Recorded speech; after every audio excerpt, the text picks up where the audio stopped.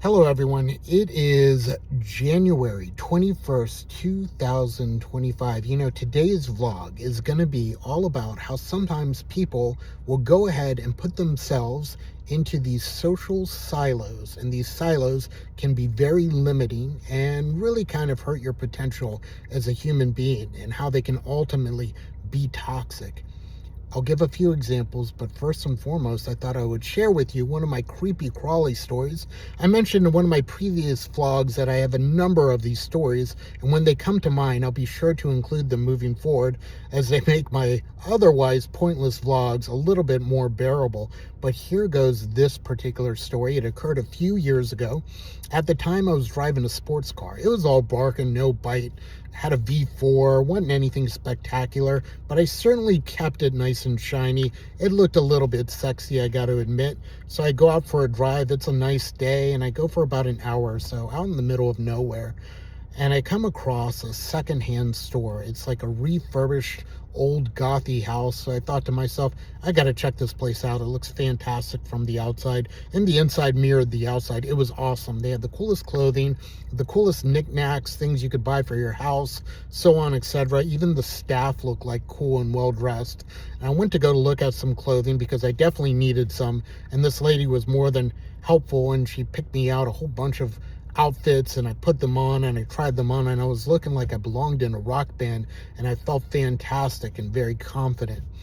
So I grabbed my stuff and I go up to the cashier, manned by a different female that was very attractive, and she remarks about how cool my clothing was. And I was like, give all thanks to the salesperson. She really hooked me up. She picked out some cool outfits for me, and she was like, she does that for everybody. She is fantastic at it. She should be a stylist. And she's ringing me up nice and slow. I have a number of items, and she's making small talk during this point of sale. I didn't know if she was just trying to be polite to me.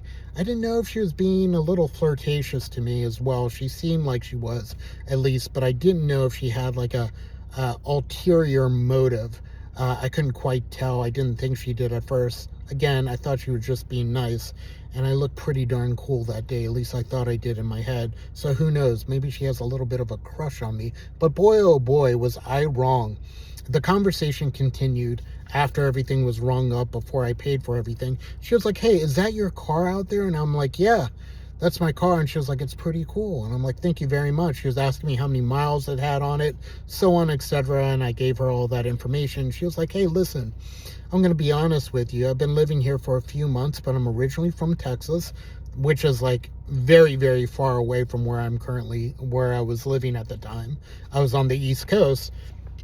And she was like, I really need to get home to take care of some family affairs, but I'm moving here. I've been here for a few months, and this is where I plan to stay.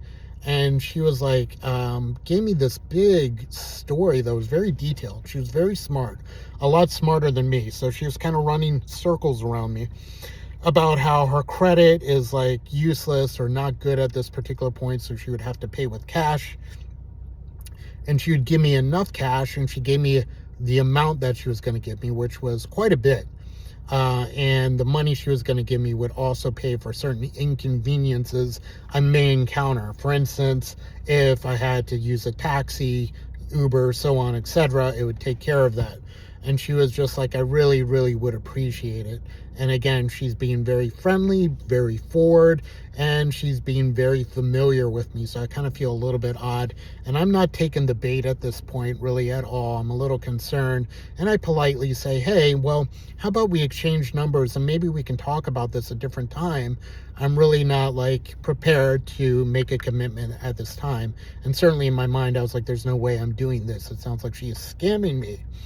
She goes on about her story and suddenly becomes a lot more sappy, and she involves her boyfriend for some particular reason. I guess she saw that I wasn't going to simp for her, and she said that her boyfriend is also from Texas and had some things he needed to clear up there as well. I forgot exactly what the circumstances were, but they were a little tragic, and they were certainly urgent. And again, I said, I'll think about it. How about you give me a call? I did actually give her my phone number. I'm not quite sure why. Maybe I thought she was going to give me a call right away in the parking lot or something along those lines. I didn't know. But She insisted that her boyfriend, he's close by, he can just come, he can take a look at the car, and we can discuss things in a little bit more detail, and maybe like exchange a couple things. And maybe she mentioned that there might be some money involved up front as well. The rest would come later on as they get paid. Again, I'm not falling for this, and the fact that she was kind of pushing the narrative that her boyfriend was going to be there soon was really off-putting. So I paid for everything. I thanked her, and I told her I really had to leave. And unfortunately, I am not going to meet with her boyfriend. But again, feel free to call me. So I go ahead and I leave. And she calls, and I don't pick up that day. I think she called twice. And then the next day comes, and she calls multiple times, and she leaves a message, and she sounds very sincere on her message. And she reiterates that she is going through a time of trouble, and she would at least really appreciate it if I picked up the phone to talk to her. So I pick up the phone, and I don't know why. I don't know why. I know she's in it for the scam at this point. Was it because she was pretty and I was just kind of a dork about it? I don't know. I wonder. And we get to talking, and I'm like, hey. And she's like, did you think about the car issue any further? And I was like, really, I did, and I'm sorry, but I can't do it. It's not going to work out, because sometimes I need my car for a variety of things. And again, she just says, this is a money-making opportunity for you, because we're going to be paying you so much for your car. And it's a reliable car, and it's something we could definitely utilize. And I say, I put the lid on it. I'm sorry, it's not going to happen. During the course of our conversation, though, I naively mentioned where I live. I didn't give her my address, but it was near a hospital. It was a hospital that a lot of people know, and it was a road right off of it. So very, very easy place to find. And my car is an easy car to spot out. And she mentioned this in almost a threatening manner, which was concerning. And then she stated, for whatever reason, that her boyfriend was a Marine. And because I've delayed on this, she was like telling them that this was going to be the guy, the answer to their problems. And now she's expressing frustration because they could have made this deal with someone else, but she wanted me to have it because I seemed like a good guy and we clicked. Again, no, it's not going to happen. And I forgot how she mentioned it, but I remember it was very, very odd. And it was said in desperation, and it was said in pure frustration. But it was more or less like, we know where you are. We can come by and we could more or less start trouble. Again, reiterating her boyfriend's a Marine for whatever particular reason. Like, I really care. And I don't believe he's a Marine. I'm not buying it whatsoever. She's trying to intimidate me at this point. But they could find my place if they wanted to. And again, I keep on saying no, and she keeps on pushing the issue. And she keeps on like stating, like, we thought you were going to be the guy for this. And like, I'm really upset. I'm upset with the situation. I'm upset with my situation, and I'm upset with you, she would tell me. And she's coming across like a supervisor or a parent or a sibling would when they're very familiar with you and very, very upset with you. Again, she phrases it weird, but almost like I should be in awe and scared of her boyfriend. And at the end of the day, I said, hey, listen, I'm going to say this one more time. Unfortunately, this exchange was not going to happen. If I see anyone looking at my car or coming through my neighborhood in a suspicious manner, I will call the cops, and we will definitely have words. And you reiterating over and over again that your boyfriend is some kind of Marine, I don't believe he is a Marine. And secondly, if he was, it would be very like pointless for you to like say that over and over again as an identifier. I'm not scared, I'm not intimidated, and this is not happening, and I better not see you on my block. And I hung up on her, and I never heard from her again. But anyway, it was a concerning story because this person did not know how to respect anything I was saying. And quickly it became unveiled like an onion, a layer of onion or something, that she went from this sweet, very attractive lady to someone who obviously was malintentioned. And every time I see someone like that, it makes me question the universe in general. What kind of human being are you that you'd actually do this to another human being that you don't really know, and you'd come across that you're doing him a favor? And it just makes me feel so disheartened and very, very, very disillusioned with the world, and depressed as well. Curious to see if you guys have ever come across any scammers. I mean, obviously nowadays with phones and everything, there's scams left and right, but scammers that are up front and forward with you, very old school scammers. Anyway, it was unsettling and very uncomfortable. Now back to the point of this particular video. So I mentioned social silos. I don't know if silo is a particular word I'm looking for. But the other day, as I was looking through a number of videos, I came across like the black pill community or the incel community. And these was a community of guys that would say they are, a popular phrase was sub 5. So on a scale of 1 to 10, they were 5 and below as far as looks goes, and how this lack of looks limited them in their life. They're never going to get that cute girl. They're never going to get that good job, no matter how hard they work, no matter how funny they are, no matter how charismatic or smart or interesting they were. They were for sure incels, and their life was completely written out for them.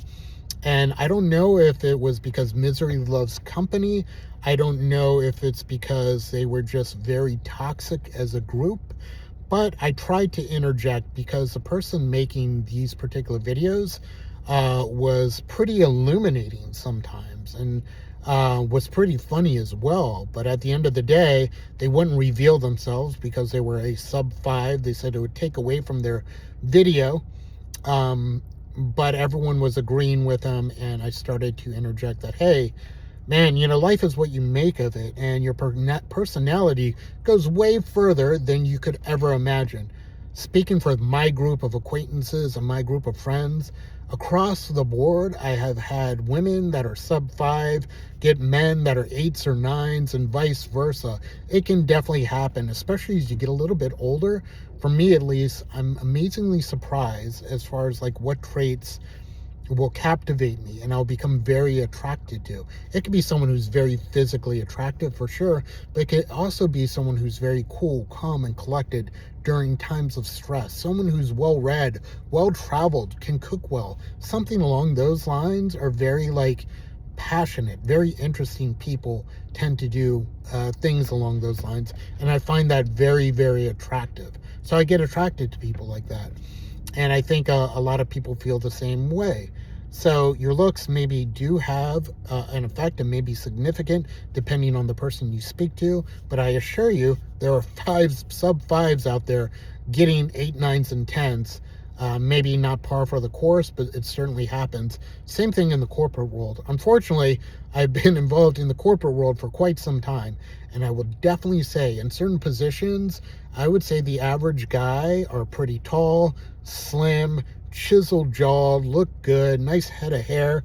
And the women tend to be fit, well-spoken, and along the same lines, a proper alpha male and females. I hate that term because it isn't a real thing.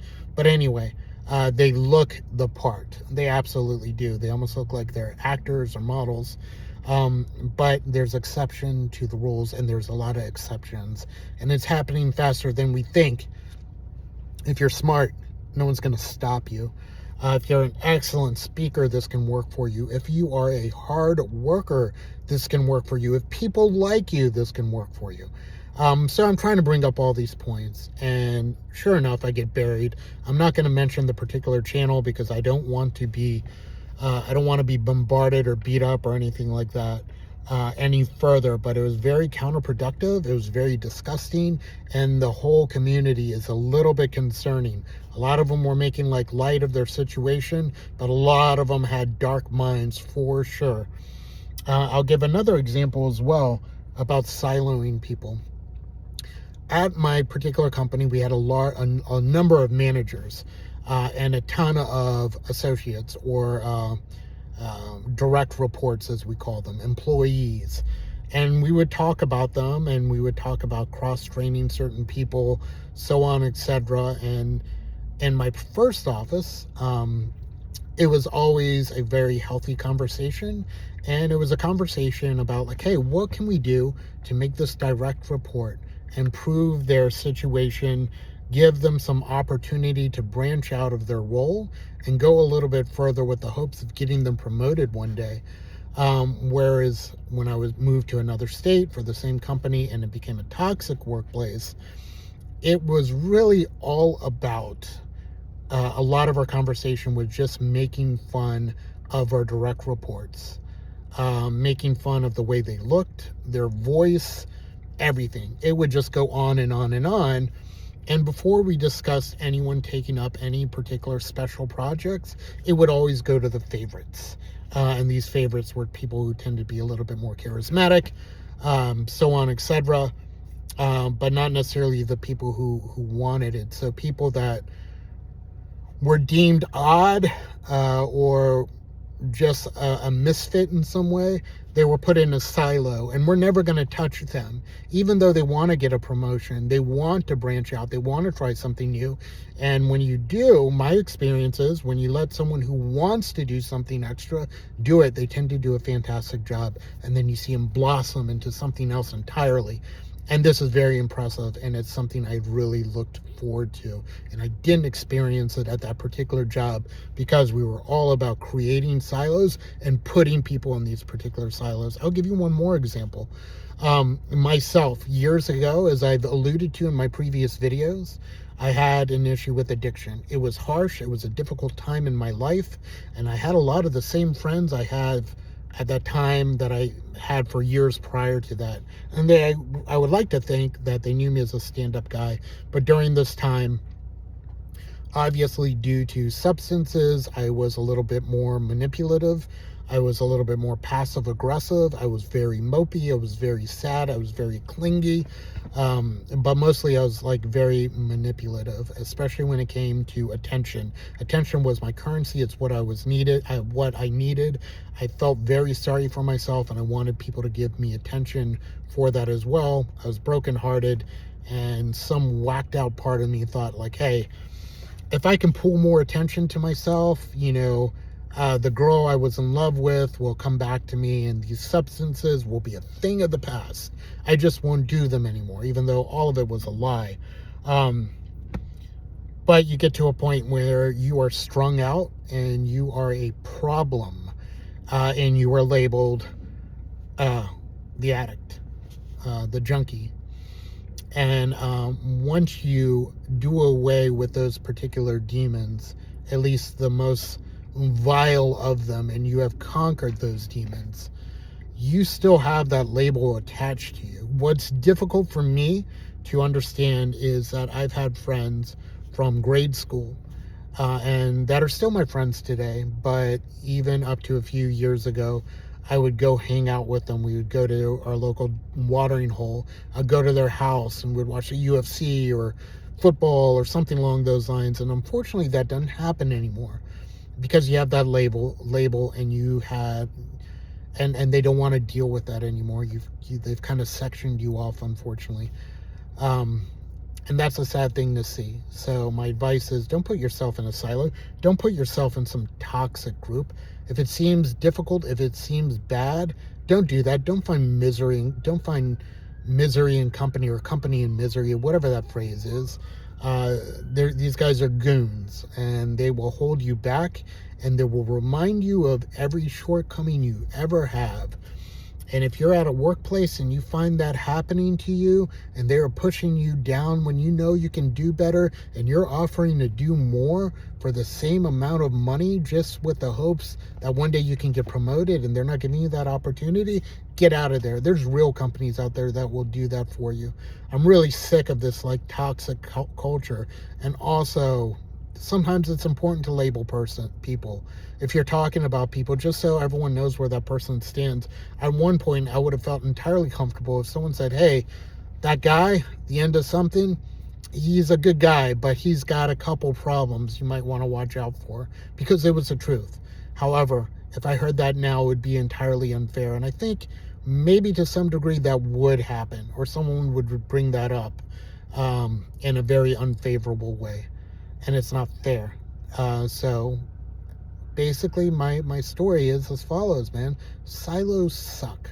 They are for the people that are weak-minded, and life is entirely too short to say that someone belongs in a particular group, especially if they're making steps to get outside of that group.